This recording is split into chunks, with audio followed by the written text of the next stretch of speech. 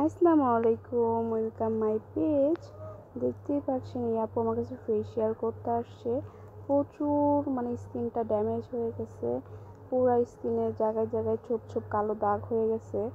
বলতেছে আপু ওইগুলো যেন রিমুভ হয়ে যায়, কারণ আমি এত বাজে লাগতেছিল, আমাকে কি বলবো, আমি কোথাও যাইতে পারতেছি না, আমার স্কিনটা এত বাজে হয়ে গেছে।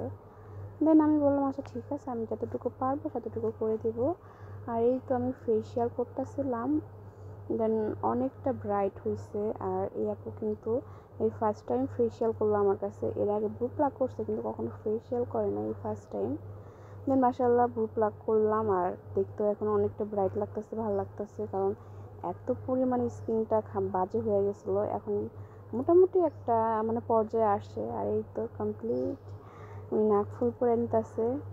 আর আপু আমাকে থ্যাংক ইউ বললো, আমি বললাম ঠিক আছে, কোনো সমস্যা নাই, আসবেন।